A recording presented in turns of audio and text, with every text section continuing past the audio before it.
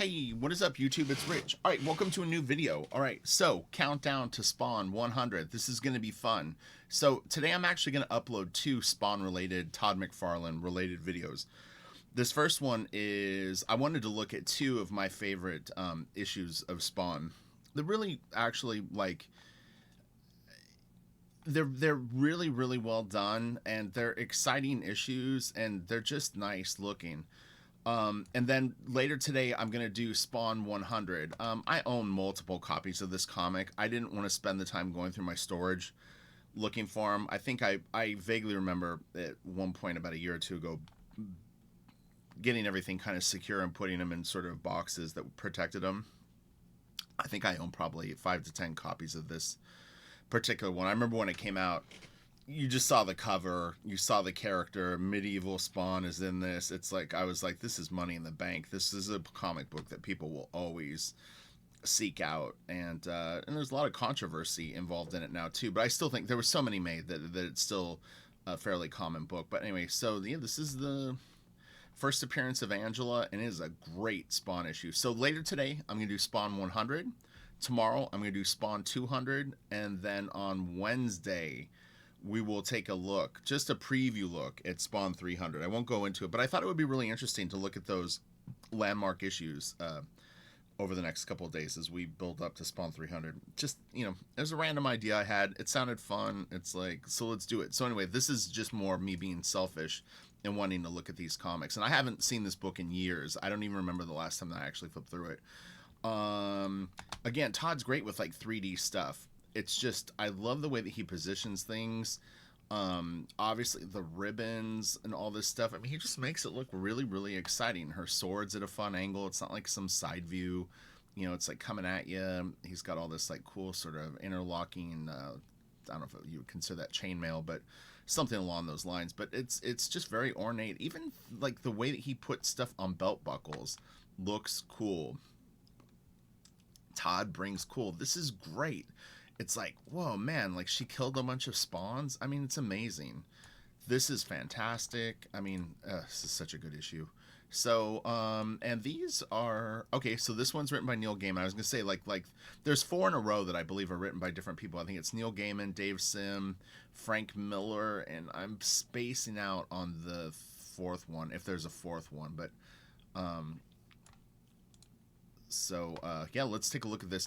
And honestly, this is one thing that I would say is the digital reproductions of this don't look as good as the comic. At least my memory of it is this looks a little tiny bit muddy. And you know, do yourself a favor and pick up these comics if you like them, because you won't be disappointed. They always look better on in the book. I mean, that's the fun of collecting comics, is actually having comic books. To me, there's no excitement having an iPad full of like 500 comic books or 5,000. You gotta own them, I think. But anyway, so all right, let's do this.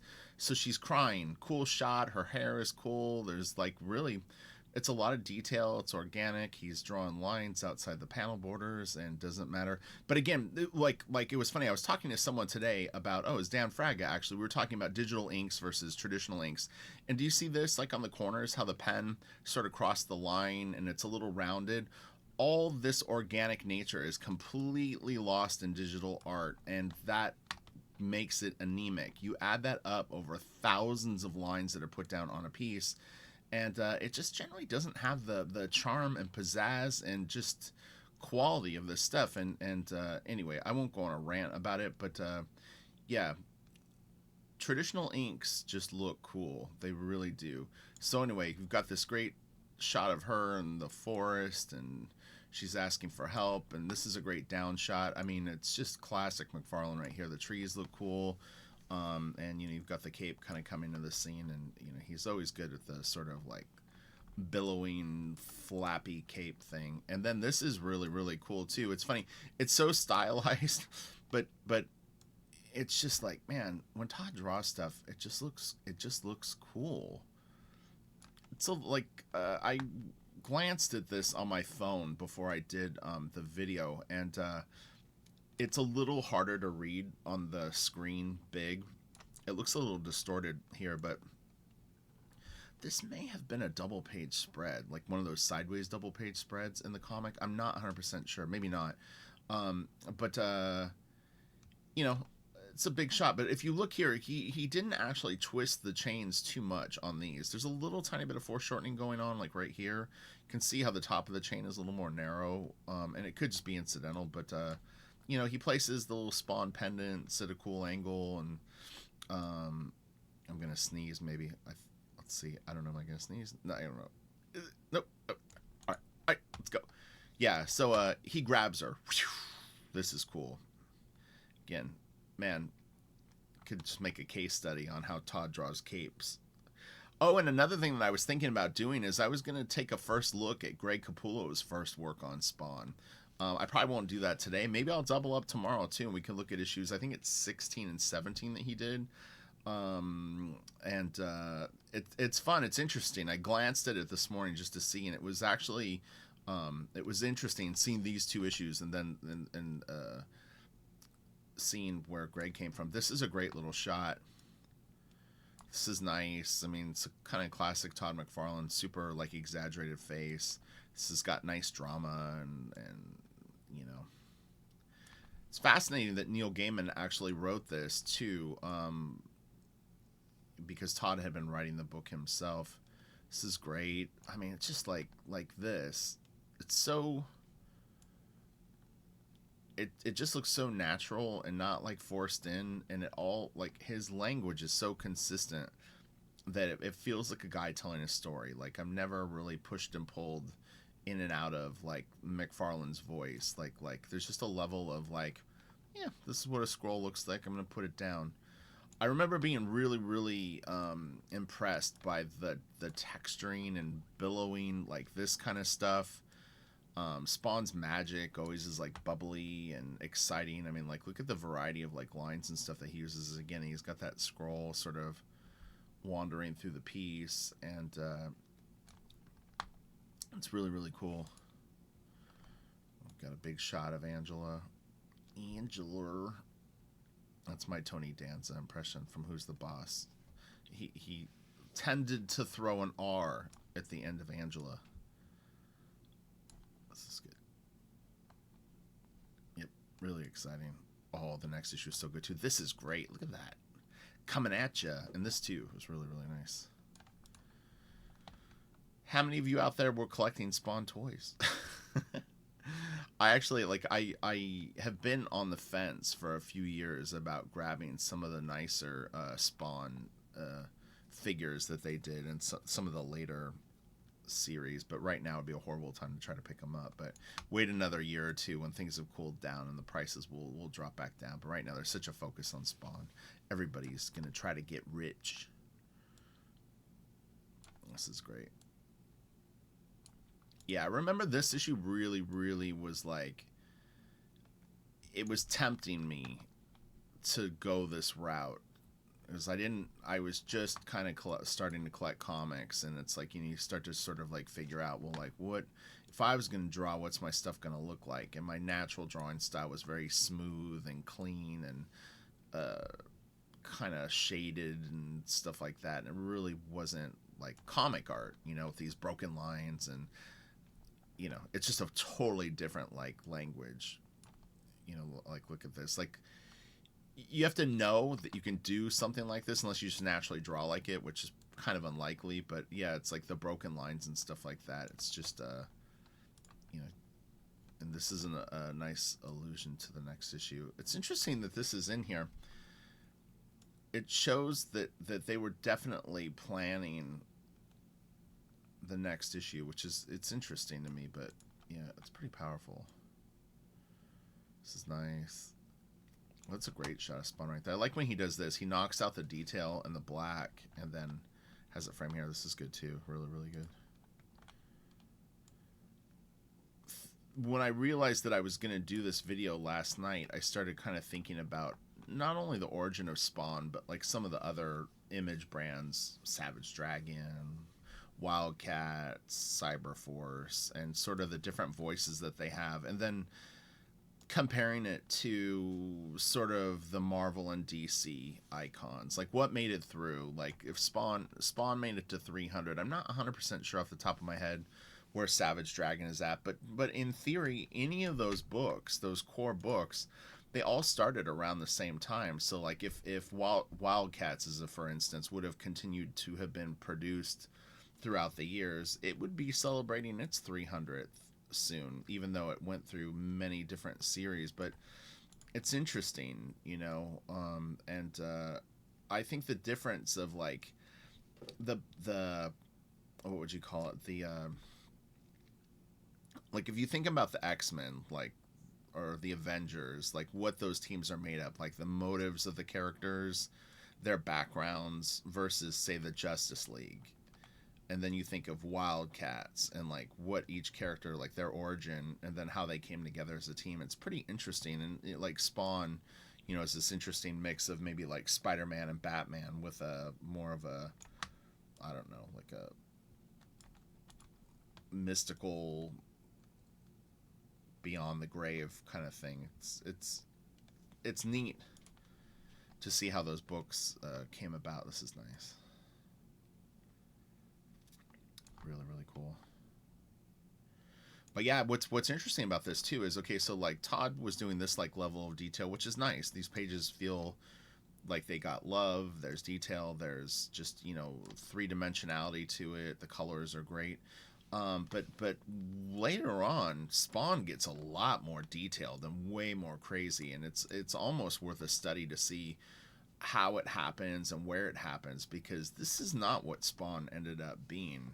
You get into like I can't remember what numbers it is, but I don't know if it was Danny Mickey inking Capullo or what happened, but at some point, man, they ramped up the detail like 100 times. It got really wild. But this stuff is somewhat straightforward compared to it. It seemed detailed at the time. This is nice. Cool colors. Like, this is really, really neat. But yeah, it's a pretty interesting evolution that the image art had. It's an exciting time. This is nice. I love these sort of layouts. It's great. And again, it just feels very 3D. And again, you can see all these like overthrown lines, and if you zoomed in, like if you had a scan of this page at 300 or 600 DPI, it would be pretty rough. The lines would not be as slick and whatnot. But what happens is the stuff is reduced, it's colored, and it tightens it up a bit. But yeah, man, that's great. He does really, really cool hands. Like his Spawn hands are always pretty neat. That's really great. And Yep. Very, very cool. I'm going to be buying 2 copies of Spawn 300. I decided one to look through and not be precious with, and then one to retire on. No, I don't know why. Whenever I collect stuff, I always end up buying one extra. I just have always been that way. And he likes that idea. Look at his face. He's like, "Good call, Rich." All right. He reminds me of like one of those like 70s hippie comic characters. I can't think of who it is. That's funny. Okay, so then let's go to this next one. I wanted to go through Spawn 10. This is the Dave Sim issue, and it's cool because it's got that really iconic shot of all the heroes in the jail cell. So I thought this would be interesting. So this is 1992. God dang, that was a long time ago. That is crazy. 2 Canadians, Dave Sim and Mr. McFarlane. Dave wrote this one, and it's dedicated to Don Heck. Interesting. Yeah, I love this stuff. I always thought just Todd made it look so cool, so fresh and bubbly. Got the Violator. Handsome Spawn. It's like a portrait. And again, do you see, this isn't really that detailed. I bet when we look at Spawn 100 later today, which I'm going to film it probably right after I do this, but I'll upload it. I might just upload them back to back. Who cares? Whatever. It's my YouTube channel. I'll do what I want. I think Spawn 100 will be a lot more detailed than this. I don't even know actually who drew in Spawn 100. I can't remember off the top of my head. Oh, this is cool. The like Hell, Plains of Hell or something. Yeah, this is pretty simple compared to what came. This is nice. So cool.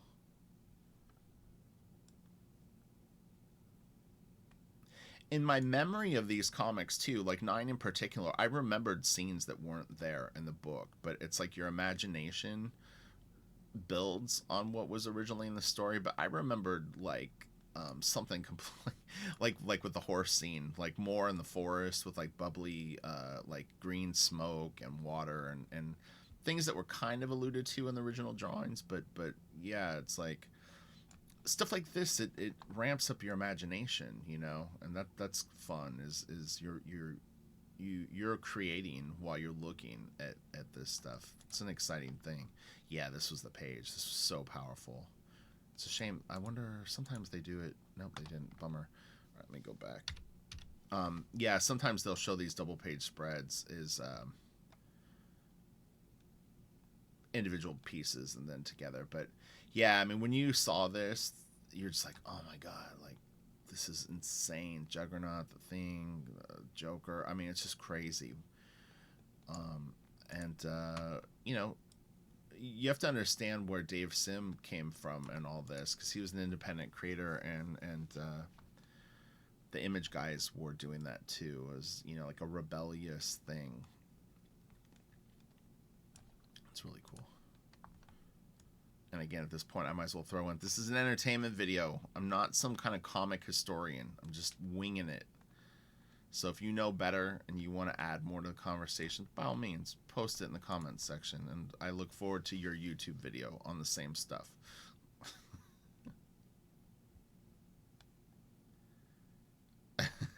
He would do an interesting Superman book, I have to say. Like I would definitely be curious to see what he would do with Superman. That would be wild.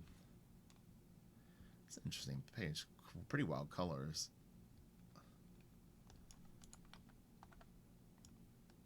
Yep, that's really cool. Man, such cool inks. God.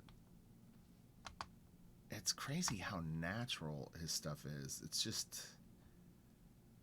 Yeah, he's really amazing. He's so good. Hard worker, too. He really is. Oh, yeah. Oh, man, that's cool. Cash. Wow. Dude is bringing it. Dave Sim. He's like, this is what we're going to do. Oh, man, it's so cool. Look at Soups. I'm surprised they didn't get sued for this.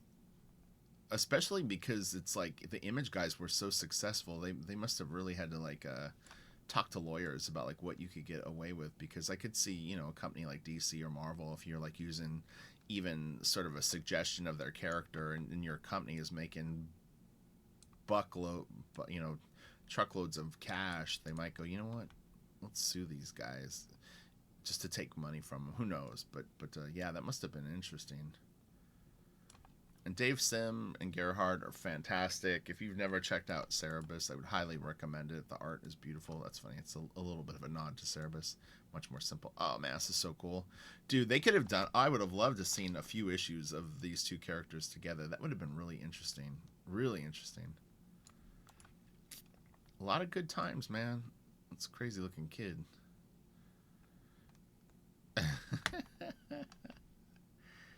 I don't know if Todd did it as much in Spawn, but he would sneak in. Oh, what was it? It was Felix the Cat? Is that what it was? Oh, there it is. How funny. You just felt like it was coming. Isn't that weird? I swear to God, I had no idea that it was going to be that, but I knew that there was... I was like, was it Ladybug or like what it was? But I think maybe he did Ladybugs too, or maybe that's Bacalo. But that's funny. So yeah, it was Felix the Cat. Or is that Felix the Cat? I think so.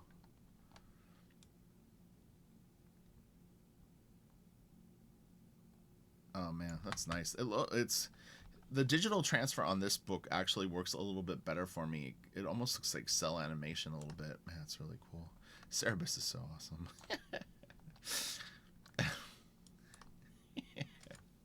It's a crazy baby. That's all I'm saying. That's nice. I like the storytelling on this. That's cool. There you go. All right, so you know what? Fuck it. Let's look at the Frank Miller one. Today's my day. We're gonna do whatever we want. So this is the Frank Miller issue, and yeah, let's check it out. What else do we got to do, right? It's Monday. It's a holiday. I'm actually working, but and Gil Kane, nice. All right, so yeah, and again, on newsprint or whatever you want to call the image paper that they printed the actual comics on, these books do actually have a little bit of a different vibe. That's a little more. It's got a little more balls. We'll just say that. Sometimes these digital versions look a little anemic, and it's like a little bit of texture though. That's interesting. This is the early days of Photoshop. Still, people were just figuring it out. This is nice too. Nice effect. So, Spawn without his mask on. Pretty simple alley. Like that almost looks like pencil. I know it's not because you can actually see some of the faded lines. Again, this is something that you would never get digital. Digital, this would be they would take the like line tool and just have these really sterile like lines, and everything would be all, as I call it, pixel perfect, and it gets boring. It really does. This is nice. This is actually really great. And again, on the regular printed paper, that would look even better. And this too. That's great.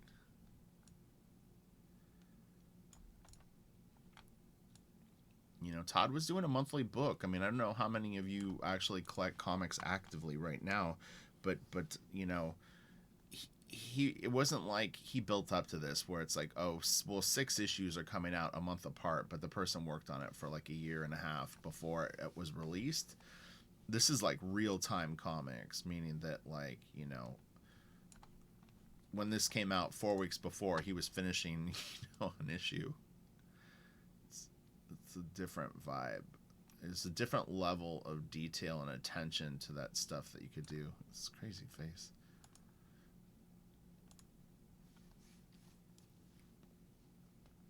Oh yeah, man. This is really interesting to see. Yeah, you can really see the scan of the original and like how like lines that didn't stay down and stuff like that. This is stuff I deal with all the time. Or like with blue lines, sometimes if you print the blue like a little bit of a darker color of blue, or it's more blue than cyan or whatever, can kind of show up in your scans, and you try to clean it up as best you can, but it's not an exact science. But yeah, it'll add a little grit and sort of can change things. But again, you see how these lines are like a little sort of choppy, and again you'll see him like lines will sort of drift out of the panel borders and stuff, but it's happening all over the piece. You just don't notice it as much. Oh look, you forgot to put the black there. See the X? Whoops. But this is what I see. This is what I see when I look at art. I see between the lines. I see the X's that didn't get the black glove. Oh, that's awesome. Look at that. That's great. Oh, man, it's such a cool shot. Dude, he's so good at that. I had mentioned that before. Like well, it's ironic that Frank Miller wrote this, but when McFarlane drifts a little bit into Frank Miller isms in his art, meaning that he removes a little bit of the line work and does, again, you can see those sort of like lines that probably the blue pencil underneath, when he flicked the lines over, it was a little waxy, so the line didn't go down. But yeah, when Todd goes a little Frank Miller, his stuff actually looks great. Like, to me, it doesn't look like Miller, but it's that process of removing detail. That's so crazy. Look at that guy. It's such a funny design. I like this. Oh, man. What is going on? Oh, this is cool. Ah, this is so nice. Look at that. Zoom, zoom, zoom, zoom.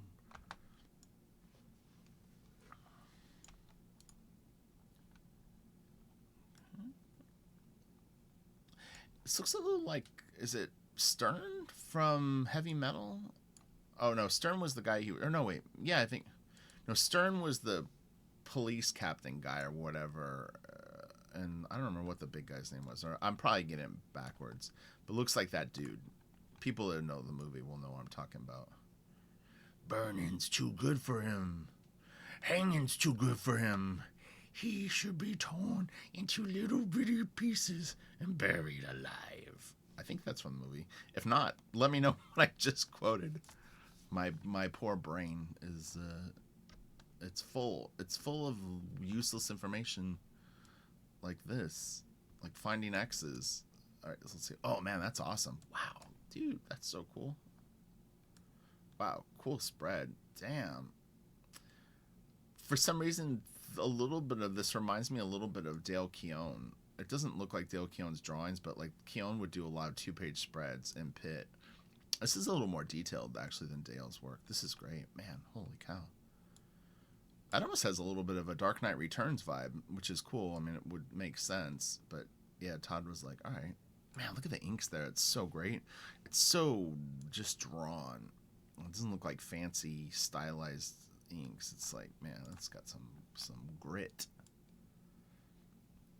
All right, I think we're about ready to wrap this up, and then just stay tuned because Spawn 100 is coming up in just a little bit, and I'll have links to all pertinent Todd McFarlane stuff. And oh man, it's a great spread too. Hopefully, people are going to pick up Spawn 300, and we can kind of continue this conversation Wednesday. And again, I'm not going to go through the whole comic on Wednesday because that just would be not cool. But we'll do a preview of it, and then down the road we can discuss it. And then again, I'm going to be ordering the new artist edition, the Spawn Vault edition, which should cover issues 8 through 15 or 16. It probably stops at 15. Like 15 might be in it, and then Capullo's first issue is 16, so it would make sense that maybe they wouldn't have that in there, just to keep it all Todd. That's really cool too. Again, gritty. You can see like he hadn't used a lot of splatter on any of the other pages, but on this he actually did, which is like kind of cool. That's nice, simple, but it reads well. Oh man. That's a classic Todd standing pose too. When he shows the full figure, this one leg tends to look very like pole-like. I don't know if you can see that, but yeah, it's an interesting thing. It's like the hips and the butt, the way that it sits is very unique to Todd. So okay, smash the like and stay tuned for Spawn 100. This is going to be a fun day. We're going to have Spawn Mania. All right, I love you all. Have a great day. Bye.